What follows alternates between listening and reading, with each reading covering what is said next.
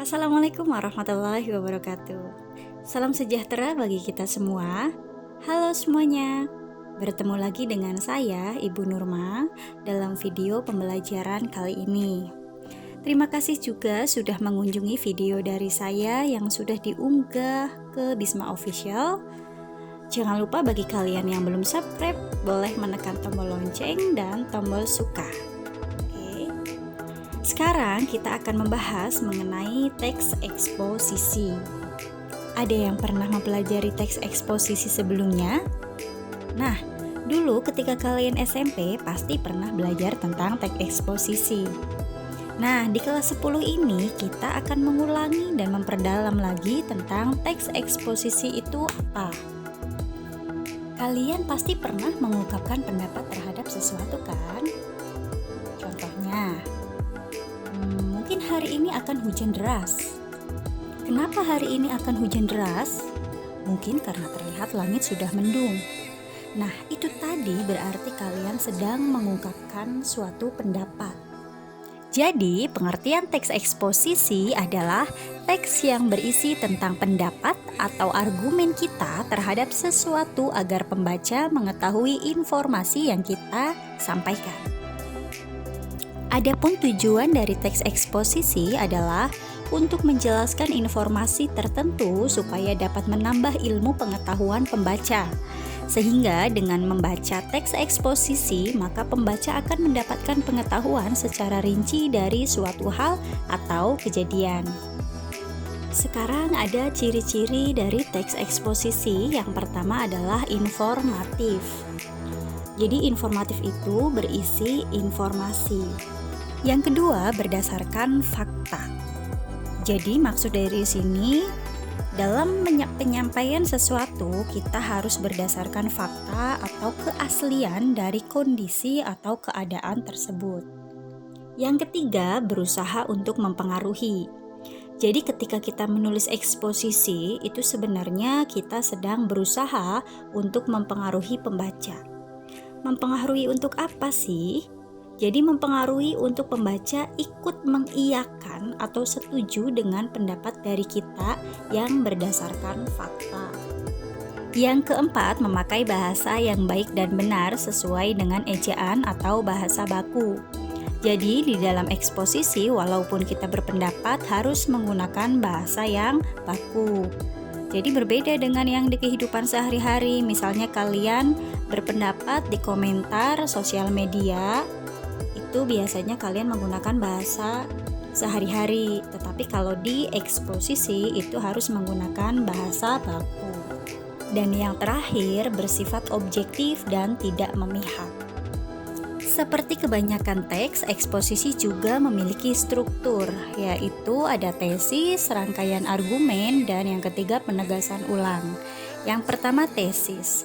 Tesis adalah bagian yang berfungsi untuk mengenalkan isu, masalah, gagasan utama, atau pandangan penulis secara umum yang kemudian akan dibahas dalam teks.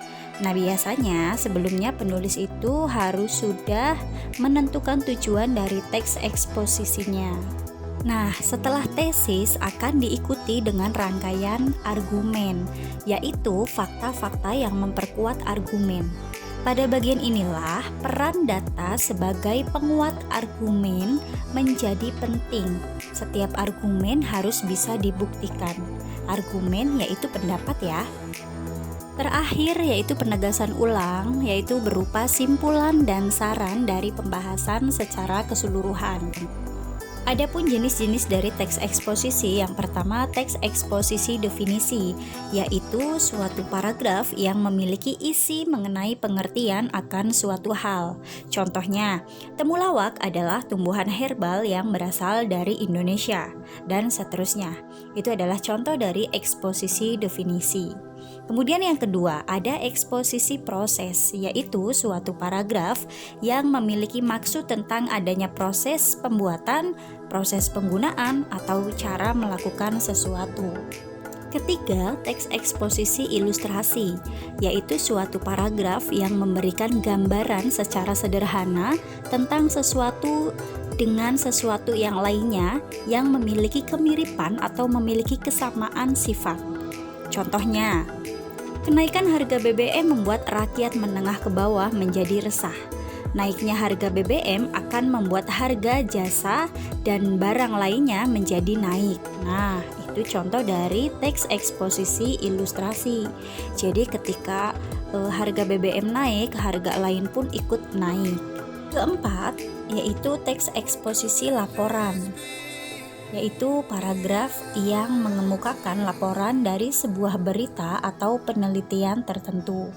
Kelima, ada eksposisi perbandingan, yaitu eksposisi yang gagasan utamanya disajikan dengan cara membandingkan dengan yang lainnya.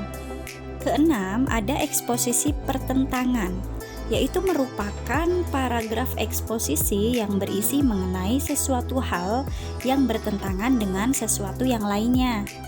Contoh, hukum yang ada di Indonesia ibarat sebuah pisau, di mana tajam ke bawah namun tumpul ke atas.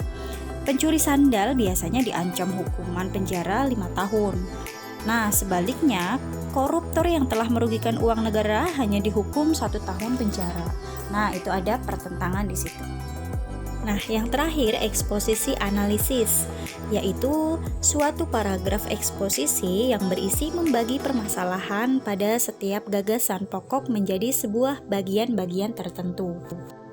Halo, masih semangat untuk mencatat dan memahami ya? Nah, sekarang kita membahas kebahasaan teks eksposisi. Yang pertama ada pronomina. Apa sih pronomina itu? Nah, pronomina atau kata ganti adalah jenis kata yang menggantikan nomina atau frasa nomina. Pronomina dapat diklasifikasikan menjadi 2 macam, yaitu pronomina persona dan pronomina non-persona. Pronomina persona atau kata ganti orang, yaitu persona tunggal.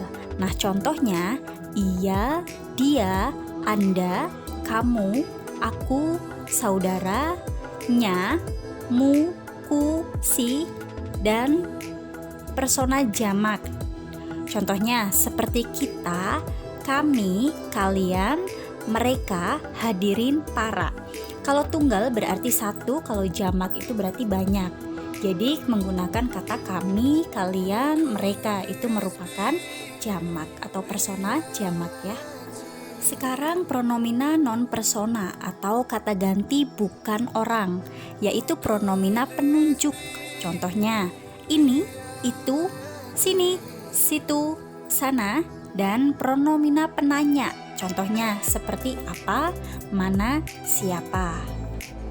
Kedua, nomina dan verba. Nomina itu adalah kata benda, merupakan kata yang mengacu pada benda, baik nyata maupun abstrak. Dalam kalimat berkedudukan sebagai subjek, dilihat dari bentuk dan maknanya, ada yang berbentuk nomina dasar maupun nomina turunan. Apa sih yang dimaksud dengan nomina dasar? Nah, kata benda dasar atau nomina dasar ialah kata-kata yang secara konkret menunjukkan identitas suatu benda, sehingga tidak bisa diuraikan ke bentuk lainnya. Contoh, di sana ada gambar meja, rumah, kemudian ada pisau, nah ataupun yang lainnya. Sedangkan nomina turunan yaitu jenis kata benda yang terbentuk karena proses afiksasi sebuah kata dengan kata afiks. Contohnya di sana ada perbuatan, pembelian, dan kekuatan. Maksud dari turunannya seperti apa sih? Kalau tadi nomina dasar itu hanya meja, rumah, tidak ada tambahan imbuhan rumahan misalnya, tidak ada pisaukan misal, itu tidak ada. Tetapi kalau yang di turunan itu ada perbuatan, kata dasarnya adalah buat. Maka di situ ada proses afiksasi, ada imbuhan per dan an. Maka menjadi perbuatan. Sama dengan pembelian. Nah, itu kata dasarnya beli. Maka di situ ada afiksasi pe dan an menjadi pembelian. Dan yang terakhir ada kekuatan, berarti kata dasarnya kuat, maka di situ ada proses afiksasi, ada imbuhan ke dan an, maka menjadi kekuatan. Kemudian ada kata kerja. Apa sih kata kerja di sana? Merupakan kata yang mengandung makna dasar perbuatan, proses, atau keadaan yang bukan sifat. Dalam kalimat biasanya berfungsi sebagai predikat. Contoh dari kata kerja itu ada tidur, makan, berlari, bernyanyi, menyanyi. Nah, itu adalah kata kerja. Intinya yang melakukan kegiatan atau sesuatu. Yang terakhir ada konjungsi atau kata penghubung. Contohnya dan, yang, pada, kenyataannya, namun, kemudian, lebih lanjut itu disebut sebagai konjungsi atau kata penghubung. Adapun juga kaidah penulisan teks eksposisi yang pertama adalah menentukan topik yang akan disajikan. Nah, biasanya ketika akan menyajikan topik, kita sebaiknya menentukan dulu temanya agar lebih terfokus pada tema tersebut, sehingga nanti dapat lebih menjiwai tulisan yang akan dibuat. Kedua, menentukan tujuan eksposisi. Nah, setelah menentukan topik yang akan dipaparkan, berarti kita harus memiliki tujuan yang nantinya akan memberikan penjelasan dan pemahaman kepada pembacanya. Ketiga, memilih data yang sesuai dengan tema. Nah, setelah menentukan tema dan tujuan penulisan, langkah selanjutnya yang harus dilakukan adalah pengumpulan data atau bahan yang diperlukan dalam penulisan teks eksposisinya. Bahan itu dapat diperoleh dari buku, majalah, bisa ya, kemudian pencarian di internet ataupun surat kabar, maupun wawancara langsung itu pun bisa. 4. Membuat kerangka karangan. Sebelum pembuatan kerangka eksposisi, terlebih dahulu kalian membuat kerangkanya secara lengkap dan sistematis. Kelima, pembahasan dengan mengembangkan kerangka karangan. Nah, dalam karangan ini, pengarang lebih menjelaskan maksud dari topiknya itu dengan menyertakan bukti-bukti yang konkret sebagai penunjang dari pembahasan yang kalian bahas. Kemudian yang terakhir, membuat simpulan. Nah, di sini berarti kalian membuat simpulan sesuai dengan topik yang sudah kalian bahas. Nah, itu tadi pembahasan tentang teks eksposisi, dari mulai pengertian, tujuan, ciri-ciri, kemudian ada struktur, juga ada jenis-jenis dari teks eksposisi. Bagaimana? Kalian sudah paham? Sudah paham tentunya ya. Silahkan bertanya jika ada yang belum kalian pahami. Demikian penjelasan hari ini dari Ibu. Terima kasih. Assalamualaikum warahmatullahi wabarakatuh.